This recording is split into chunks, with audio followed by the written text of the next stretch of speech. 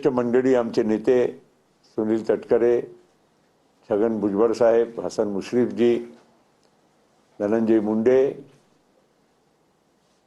आणि दिलीप वळसे पाटील जरा आजार होता पण तरी त्यांच्याशी पण बोलून आम्ही सुनेत्रा वहिनी पवारच्या घरी गेलो। त्यांचे दोन्ही सुपुत्र पार्थ आणि जय पवार सुद्धा होते आणि आम्ही सांत्वना देत सोबत हे पण म्हटलं की राष्ट्रवादी काँग्रेस पक्ष खंबीरपणे तुमच्या आणि तुमच्या परिवाराच्या मागे उभा आहे आणि हे आमची पण भावना आहे, जनतेची आहे, पक्षाची भावना आहे की आपण ही जबाबदारी स्वीकारावी।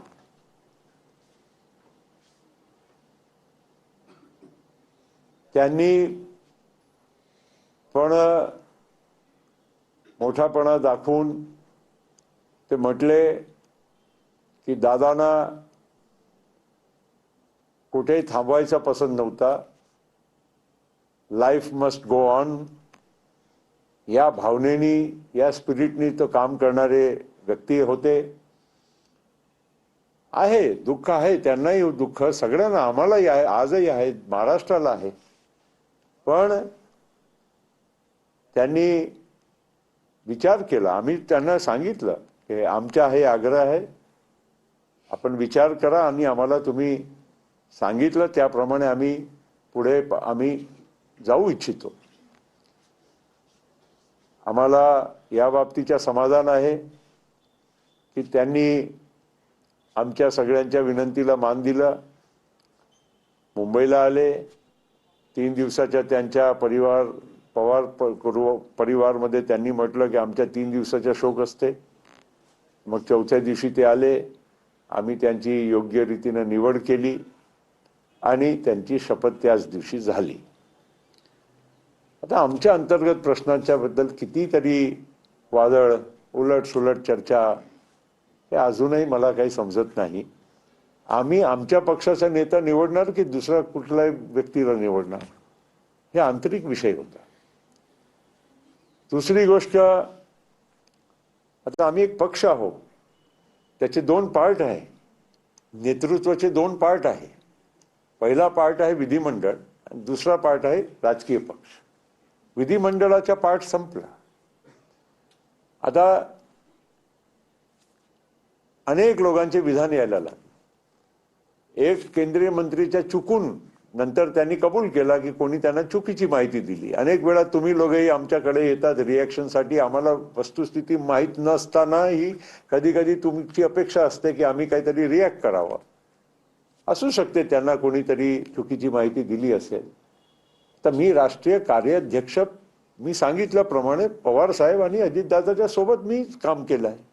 आता अजितदादाच्या निधनानंतर या सर्व प्रक्रिया व्यवस्थित पार पडण्याची करायची जबाबदारी कोणावर राहील? हे प्रफुल्ल पटेलांच्यावर राहील, कारण मी राष्ट्रीय कार्याध्यक्ष असल्यामुळे विधिमंडळाचा विषय किंवा राष्ट्रीय अध्यक्षांच्या विषय याला मार्गी लावण्याची जबाबदारी आणि प्रक्रियेचे पूर्ण पालन करून ती करण्याची जबाबदारी माझ्यावर आहे आणि महाराष्ट्रामध्ये सुनील तटकरेजीवर आहे। मित्रांनो, कधीही कोणी पण राष्ट्रवादी काँग्रेस पक्षाकडून कुठल्याही व्यक्तीने असा इंडिकेशन सुद्धा दिलेला नाही की पुढच्या आम्ही काय स्टेप्स घ्यावं।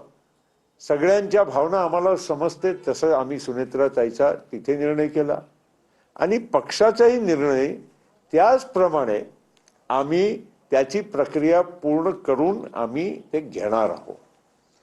आता हे बाहेरचे सगळे लोक, कोणी तेलंगणाचा वार आहे तो म्हणतोय की अमुक कसं बनलं पाहिजे, ज्या लोकांच्या आमच्या पक्षाशी संबंध नाही, दुसरे पक्षाचे लोक जे कधी निवडणूक सुद्धा या महाराष्ट्राच्या जनतेकडून एक मतही त्यांना कधी प्राप्त मिळाल्याचा त्यांनी प्रयत्न केलेला नाही, हे आमच्यासारख्या लोकांच्या बद्दल काही उलटसुलट प्रचार करणं, चर्चा करणं, स्टेटमेंट देणं काही योग्य आहे का? अरे 1952 पासून माझे वडील महाराष्ट्राची जनतेने निवडून दिलं.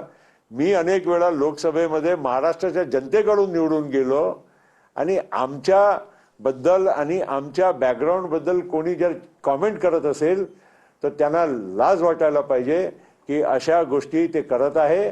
मी महाराष्ट्राचा एक जनप्रतिनिधी म्हणून आज तुमच्या समोर इथे बसलेलो आणि पक्षाचा निर्णय ते योग्य रीतीनेच होईल, योग्य दिशेनेच होईल, योग्य व्यक्तीचाच होईल आणि माझ्याशिवायच होईल.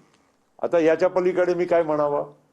आमच्याकडून कधी विधान आलेलं नसताना उगीच उलट हे वादळ हे निर्माण करणं आणि आमच्या पक्षामध्ये संशय निर्माण करणं ही अत्यंत घाणेरडी ही गोष्ट आहे. मला अजिबात त्याच्या पलीकडे काही बोलायचं नाही आहे. आम्ही आमचा पक्ष आहे, आम्ही योग्य निर्णय ते घेणार आहोत आणि माझ्याशिवाय घेणार आहोत. आता त्याच्या पलीकडे मी काय तुम्हाला खुलासा करू शकतो? तुमच्याशिवाय म्हणजे तुम्ही राष्ट्रीय अध्यक्ष नसणार?